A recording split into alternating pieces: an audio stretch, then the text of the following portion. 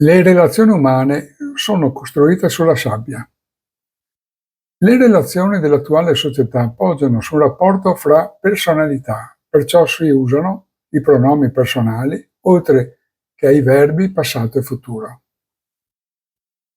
Quando usiamo un pronome personale lo facciamo per distinguerci dall'altro, come il nome, la professione, il genere, l'età, lo stato sociale, eccetera, eccetera. Quindi le relazioni di oggi poggiano su una base di una diversità apparente. Non che queste diversità non siano utili in sé, ma il fatto è che sono diventate il solo elemento fondante per ogni tipo di relazione umana. Se poi aggiungiamo il fatto che la personalità cambia continuamente nel corso del tempo, come possiamo sperare di vedere delle relazioni certe, affidabili e sicure che sono substrato di una società serena e in pace? La percezione della diversità è volatile, instabile, mutevole, inafferrabile e perciò stessa non poggia sul reale. Eppure l'uomo pretende di creare delle relazioni stabili e sicure su queste basi. Quanta follia! Così nel corso della vita avremo un mutare di relazione tra personalità mutevoli che richiedono nei loro rapporti continui aggiustamenti e rettifiche, che non sempre trovano soluzione. Oggi vedo le personalità delle nuove generazioni diventate precocemente mature con una spiccata esaltazione della personalità. Questo mi fa pensare quanto più insicure e incerte saranno le loro relazioni sino a diventare ingovernabili. Quindi c'è l'urgente bisogno di un profondo cambiamento sociale. Una relazione o un accordo è durevole se vi è una base di confronto che non cambia nel corso del tempo. Dove esiste allora nell'uomo questa base fissa che è comune a tutti? Questa base sta nell'essenza dello spirito che alberga in ogni uomo, nonché in ogni essere vivente, ed è la pura coscienza, che solo pochi uomini di buona volontà cercano e rispettano.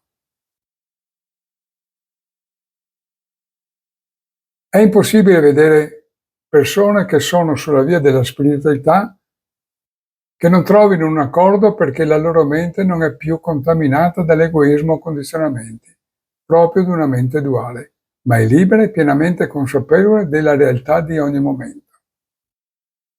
Oltre al fatto poi che la loro necessità di convenire ad un accordo o di intrattenere una relazione diminuisce proprio per la mancanza di obiettivi da raggiungere con una mente non condizionata.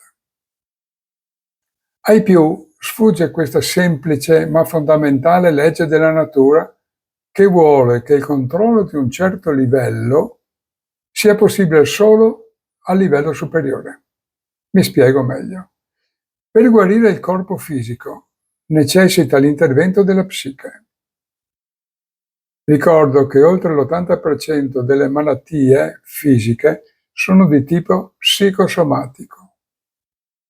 Per guarire la mente, poi, è necessario l'intervento dello spirito.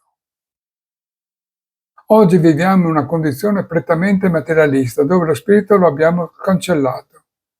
Ma se si vuole che le menti cadute in una diffusa epidemia inguaribile siano guarite, è necessario l'intervento dello spirito, ovvero della coscienza nella sua libera condizione. Eppure non sento nessuna autorevole voce che prende in considerazione questa possibilità di cambiare completamente l'attuale società, che poi nessuno vuole cambiare. Si preferisce trovare soluzioni in conflitti sempre più aspri e distruttivi, sacrificando centinaia di migliaia di vite umane in nome di una realpolitik che nessuno crede. Eppure questo profondo radicale cambiamento lo sento come l'aria che sta per mancare. Nel corso della storia umana abbiamo visto succedersi molti modelli sociali diversi, tutti spinti da una necessità impellente di sopravvivenza. Oggi credo fermamente che sia giunto il tempo in questo nuovo millennio di un radicale e profondo cambiamento sociale, improntato su un livello di coscienza superiore.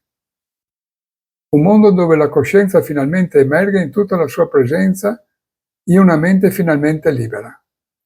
È forse follia pensare questo o sperare questo? La natura non ha fatto l'uomo schiavo, schiavo lo è diventato dopo per mano dello stesso uomo. Non vi possono essere guerre che potranno cambiare la qualità della vita, anzi la peggioreranno portando la condizione umana a livelli subumani. L'unica possibilità per l'umanità giunta al bivio è questo cambiamento di livello di coscienza. Alternativa non è vero.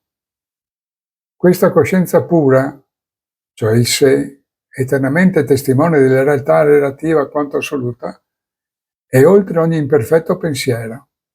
È la panacea a tutti i mali di una mente malata e iperesaltazione della personalità.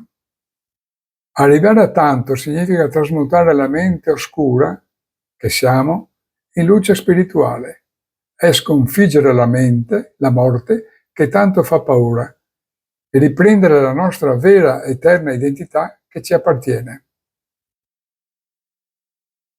In Oriente, quando ci si inchina verso una persona, non ci si inchina con reverenza verso la personalità, ma verso quel sé che tutto sostiene.